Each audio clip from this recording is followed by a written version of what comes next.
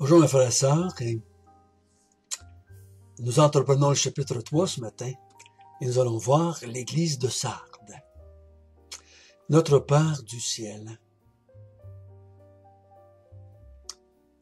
c'est devant toi que nous nous courbons encore ce matin pour que tu nous dises ce que tu penses de l'église. L'église qui se dit de toi, qui se dit de ton Fils. Donne-nous la grâce et l'humilité en tant qu'Église d'accepter ce que tu dis de nous.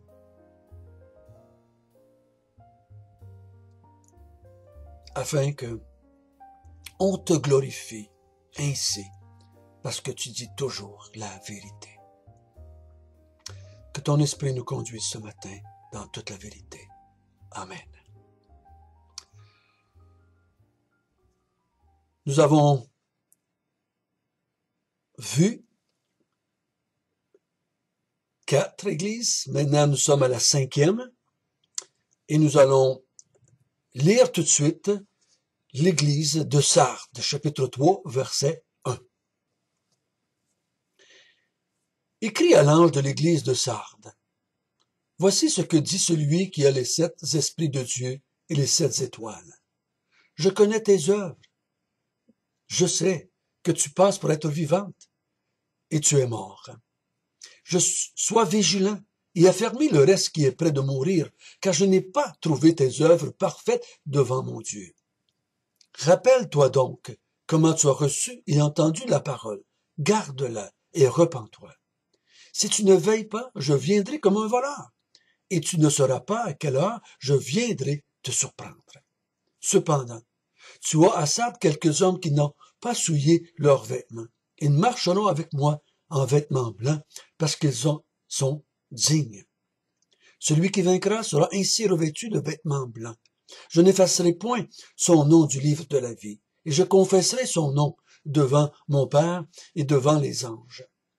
Que celui qui a des oreilles entende ce que l'Esprit dit aux églises.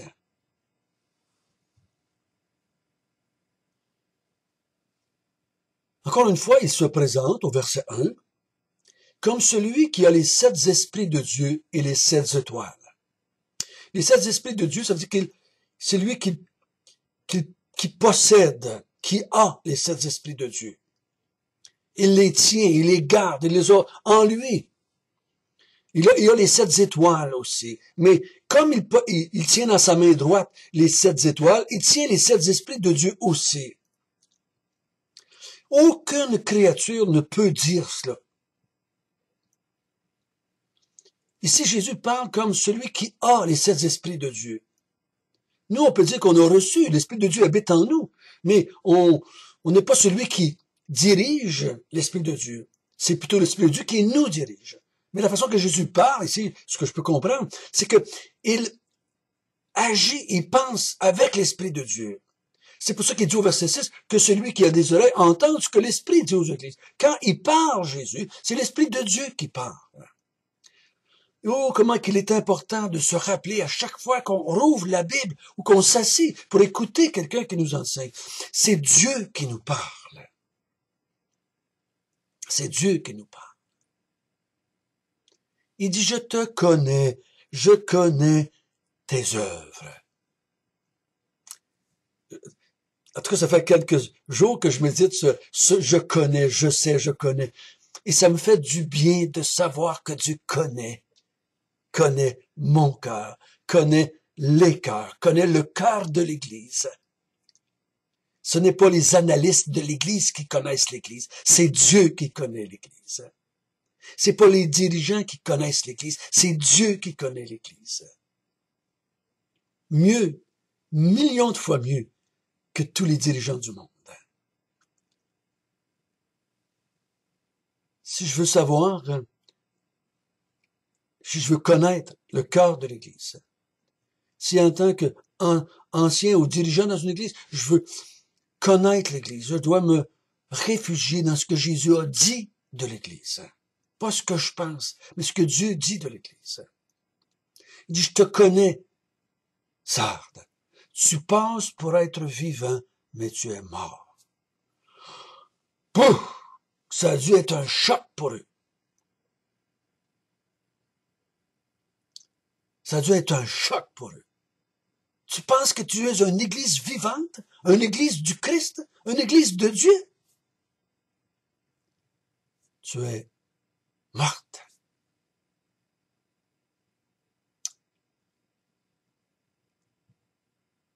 Il y a beaucoup d'églises dans le monde qui se disent de Christ, mais qui sont mortes. Un jour, je suis allé dans une de elles. J'étais en voyage et j'ai rentré dans une église qui avait le nom Baptiste. Donc, étant Baptiste, j'étais allé là et j'ai écouté, j'ai vu. Et si c'était de même à tous les dimanches, moi, je vous dis qu'elle était morte, cette église. Elle n'enseignait plus la vérité au sujet de Jésus. Elle enseignait plutôt la moralité.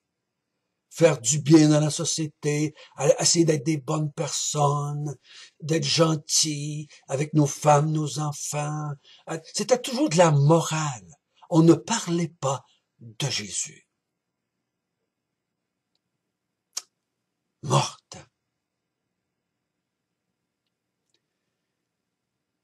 Ça veut dire que tu n'es pas en relation avec Dieu. Tu n'es pas en relation avec l'Esprit de Dieu. Tu n'es pas en relation avec celui qui tient les 7 étoiles dans sa main. Il dit au verset 2, sois vigilant. Il va dire plus loin dans le verset 3, veille. Sois vigilant, veille. Et affermis le reste qui est près de mourir. Donc, encore une fois, dans l'Église, il y en a quelques-uns qui sont pas morts. Mais ils sont pas forts. Ils sont pas forts. Ils sont près de mourir. Veille.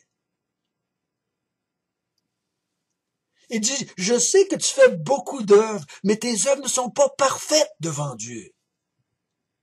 Il n'est pas en train de dire ici, mes frères et sœurs, il n'est pas en train de dire, ton évangélisation, c'est pas correct, là. Ta vie de prière, c'est pas tout à fait correct. Tu pourrais en faire plus. Tu pourrais prier mieux.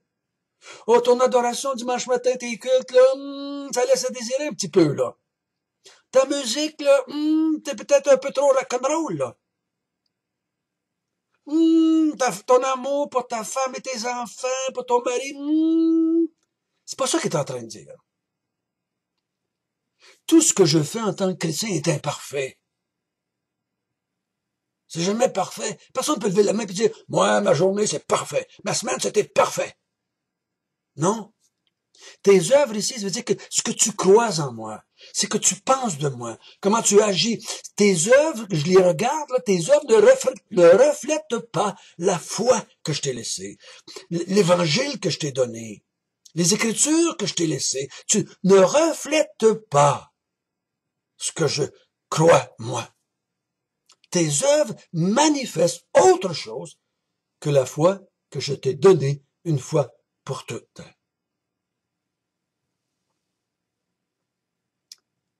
Ça veut dire que tu t'es détourné de la vérité. Tu t'es détourné de moi.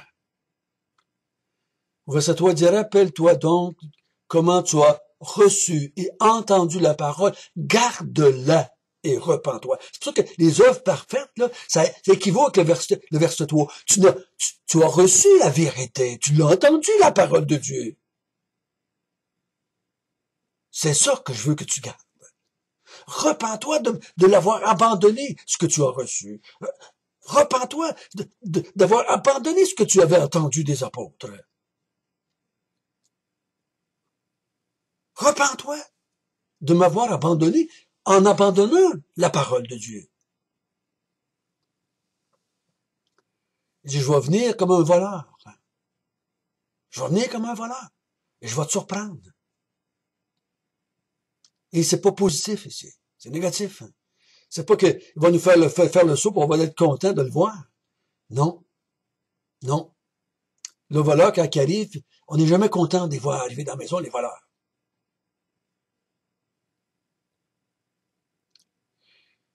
Je le répète, frères et sœurs, c'est tellement important, les Écritures.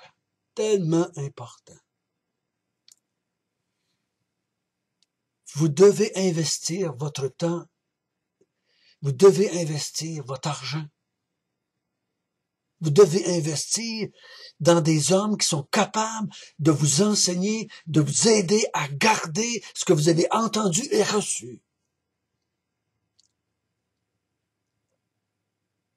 Et nous qui avons reçu ce mandat de Dieu d'enseigner dans l'Église, nous devons mettre de côté toutes ces bébelles et investir dans les Écritures notre temps pour garder l'Église dans ce qu'on a entendu et reçu depuis 2000 ans. Tout ce qui nous est venu de la part des apôtres, nous devons le garder. Nous devons faire le tri de ce qui vient entre la tradition, ce que les hommes ont dit, ce que les organisations disent, ce que les associations pensent, et de faire le tri là-dedans et de garder seulement ce qui vient de Dieu et le transmettre à l'autre génération. Ce n'est pas mal des traditions, mais c'est pas ça qu'il faut transmettre. Nos enfants ne suivront pas, nos enfants spirituels, je veux dire, ne suivront pas toujours. Et des fois, c'est très bien qu'ils ne suivent pas toujours notre façon de faire. Mais sous peine de mort, ils doivent garder ce qu'on va avoir transmis des Écritures.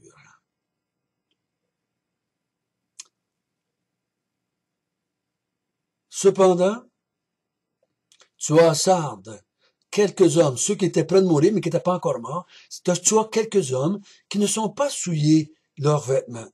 Comment est-ce qu'ils pouvaient souiller leurs vêtements? C'est pas en allant coucher avec la femme du voisin, c'est pas ça qui souille les vêtements du croyant. Ce qui souille ici dans le texte, c'est la fausse doctrine. C'est les œuvres qui ne sont pas parfaites. C'est de ne pas retenir la parole de Dieu, de ne pas garder la parole de Dieu. C'est ça qui souille les vêtements. Mais les autres, ils n'ont pas souillé leurs vêtements. Ils marchent avec moi en vêtements blancs. Pourquoi? Ils en sont dignes. Qu'est-ce qui les rend dignes? C'est pas l'activité chrétienne qui les rend dignes. C'est qu'ils gardent la parole de Dieu. Oui, ils vont avoir une activité chrétienne. Mais elle doit être en accord avec le fait qu'ils gardent la parole de Dieu, ce qu'ils ont reçu et entendu. Oh, mes frères et sœurs, c'est important qu'on se motive mutuellement là-dedans. Je crois que l'Église moralise trop et n'instruit pas assez. Je l'ai fait moi aussi, que je m'en veux des fois de l'avoir fait. D'exhorter, d'encourager, de pousser, de motiver les chrétiens à passer à l'action, de faire certaines choses, sans leur donner l'instruction qui vient avant. Parce que si j'ai pas la raison d'être, le pourquoi de faire les choses, c'est une religion. Si je comprends pas le pourquoi. Oh, vous avez entendu déjà dire, oh, même si tu comprends pas, fais-le. Pas d'accord tout à fait avec ça. Je vais t'aider à comprendre pourquoi. Et quand tu vas l'avoir compris par l'Esprit de Dieu, et que ton esprit, ton intelligence a été renouvelée, tu vas le faire plein de joie et de reconnaissance envers Dieu, et de louange et d'adoration.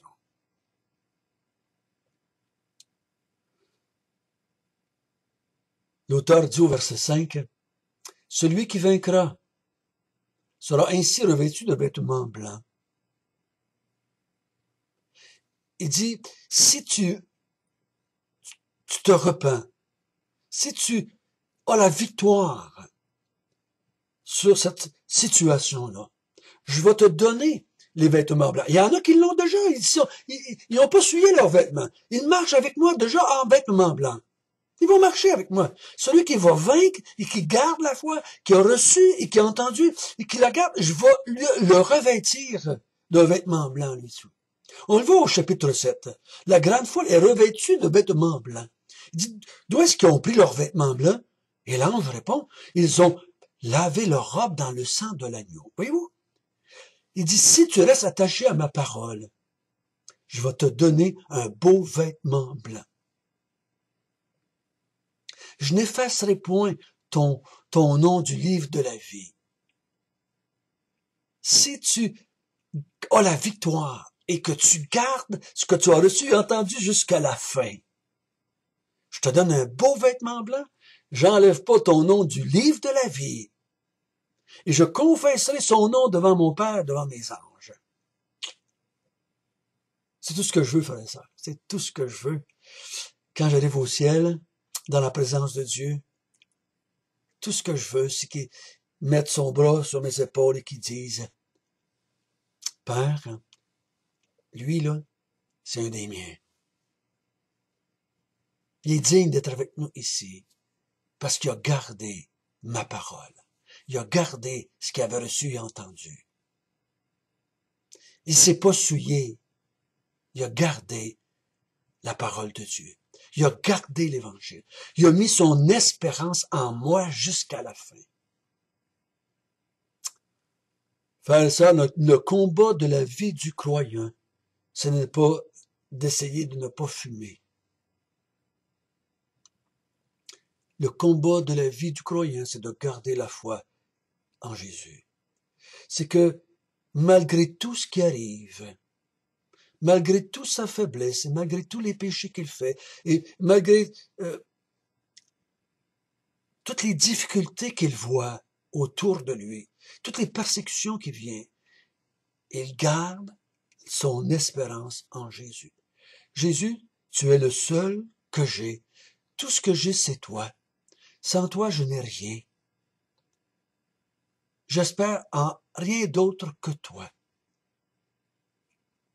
Et c'est seulement que toi, et rien que toi, rien d'autre que toi, ne peut me rendre capable et digne de servir et d'adorer et de louer mon Dieu. Rien de ce que je peux faire, rien de ce que je peux m'abstenir de faire, ne va jamais me rendre digne de servir et d'adorer mon Dieu. C'est en toi seul que je me confie. Il dit que celui qui a des oreilles pour entendre, entende ce que l'Esprit dit aux églises.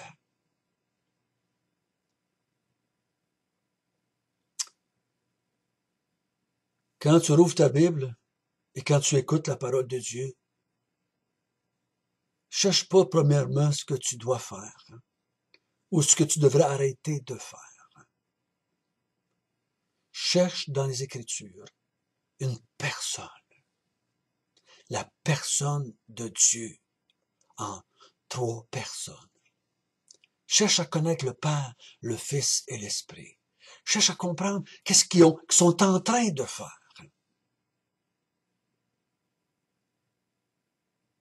Avant de vouloir découvrir ce que Dieu te demande de faire, cherche à comprendre ce que lui a fait en toi. Et ça va te pousser à l'adoration et à la louange et au service. Notre Père du ciel,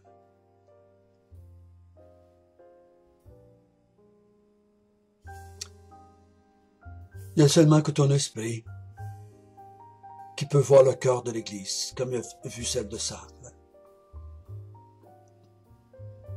Il y a seulement aussi ton esprit qui peut convaincre quelqu'un qui pense être croyant, mais qui est mort. C'est seulement que par ton esprit que quelqu'un peut vaincre, avoir la victoire et recevoir de toi la belle robe blanche. Qui peut recevoir de toi une confession devant le Père.